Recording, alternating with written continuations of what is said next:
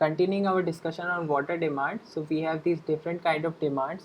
As I said earlier, domestic water demand, so we need water for cooking, bathing, washing clothes and all.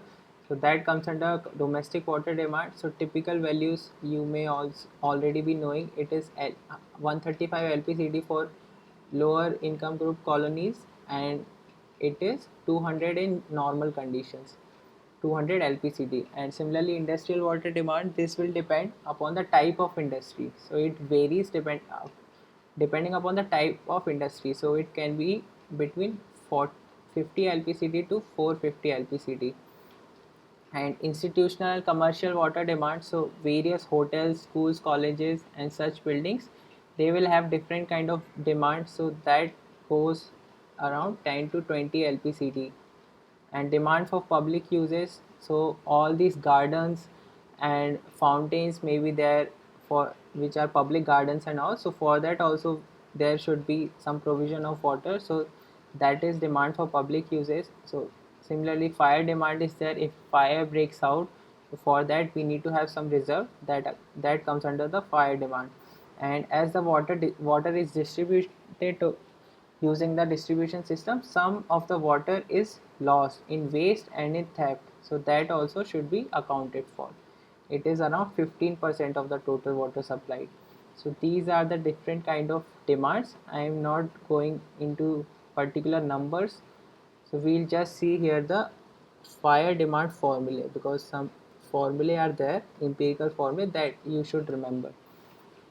So when we store the water for fire demand, so it should be available at a very high pressure, so this pressure should be between 100 to 150 kilonewton per meter square, or equivalently 10 to 15 meters of head of water. So that should be the pressure of water. And for smaller cities, separate provision is not made. If the population size is less than 50,000, then this separate provision is not made for fire demand, because it comes around 1 liter per capita per day. It is actually less than that, it comes per person. So that's why separate provision is not made for smaller cities, but for bigger cities we have to keep the water separately. So for that some empirical formulae are given, using which you can find out the quantity of water required in case of fire. So first is Quisling formula. So it is given as Q is equal to 3182 under root of P.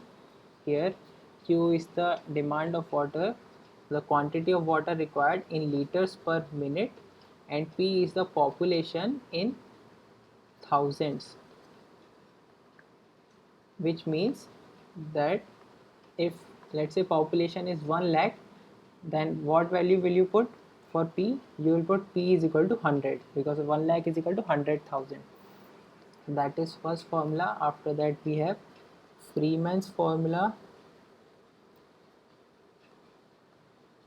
So Q is equal to 1136 P by 10 plus 10. So Q and P units are same in all these formulae. So that is the next formula. After that we have National Board of Fire under Writer's formula. So this is given by American Insurance Association. National Board of Fire. Yes, it's fine. So the formula, it is valid for the population less than equal to 2 lakhs. That is formula here, it is given 4637 under root of P 1 minus 0.01 under root of P. So here also units are same. And after that we also have one more formula, that is Buston's formula, and this is given as Q is equal to 5663 under root of P. But these formulae do not account for that if it is an industrial city or non-industrial city, what kind of community is there. So irrespective of that, they will just see the population and tell you the quantity required. So these are not very reliable, and some other formulae are also there. but you can remember just these for exam point of view.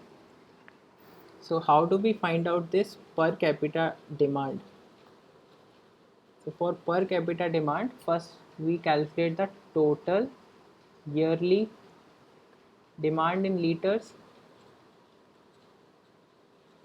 divided by 365, that is number of days, and the design population, that gives the per capita demand.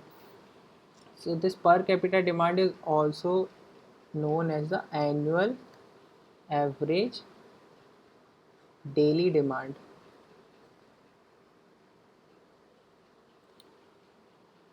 So in the typical Indian cities, this values goes for around, so we need 200 LPCD for domestic demand and around 55 liter LPCD for industrial uses, and similarly for 10 to 20 for the commercial use, and so on. So this summation comes around 335 LPCD.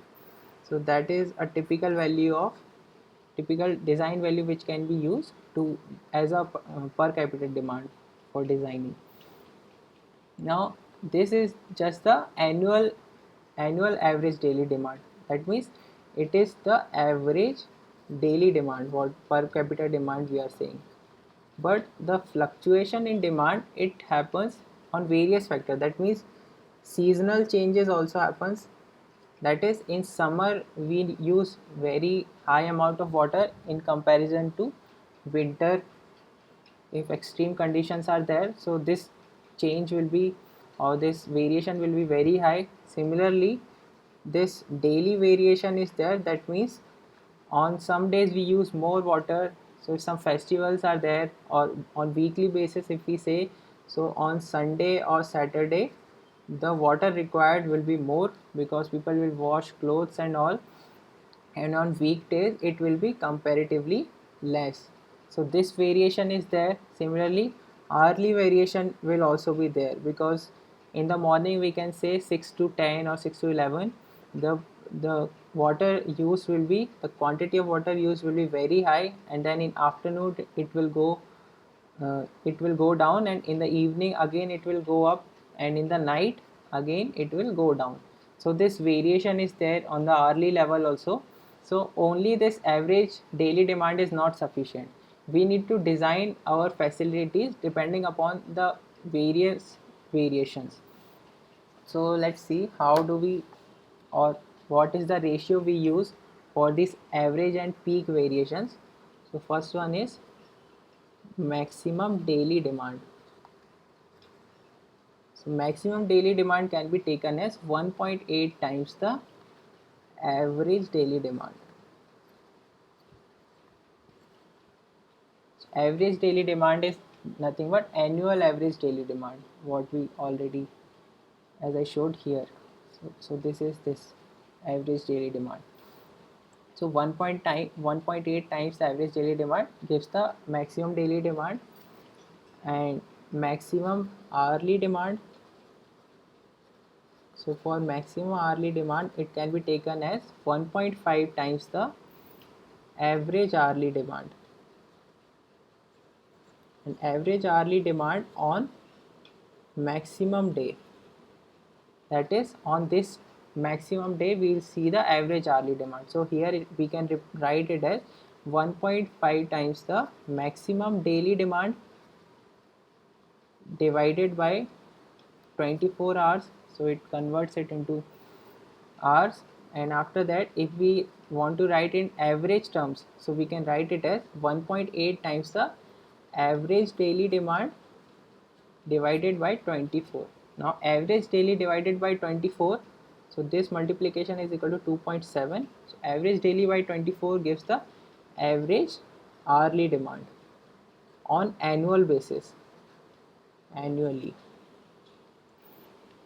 So this is for maximum hourly demand, and after that we have some formulae as well. So this one formula is there which can also be used to find out this variation, peak and average variation, Goodrich formula. So this formula is given as P is equal to 180 into T to the power minus 0.10.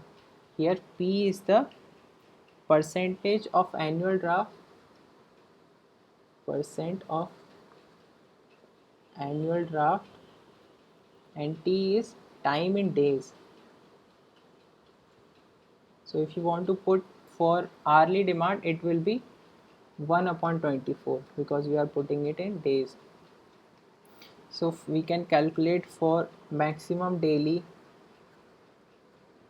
or the ratio between maximum daily divided by average daily using this formula. So that would be equal to 180 into daily means T is equal to 1 for per day, that is 1 to the power of minus 0.1, so that is simply equal to 180, and it comes into percent. So maximum daily is 180% of average daily with this formula. So similarly we can calculate the weekly as well. So for weekly, that means for 7 days, we can put, so maximum weekly divided by average weekly, it would be equal to 180 into 7 to the power minus 0.1, that is equal to 148%. And you can calculate the monthly as well. So for monthly, it is equal to 128% if you find out. So that is about these variations. So the distribution pipelines, that means the pipes that are used from treatment plant to the households, these are designed for the maximum hourly draft. Or if service reservoir is also provided, so from treatment to service reservoir we will do for maximum daily, but from service reservoir to household it will be for maximum hourly, and other things are designed for maximum daily or average daily. So the source of water, so it can be some well or some small reservoir, so these are designed for maximum daily variation, and other things such as treatment plant,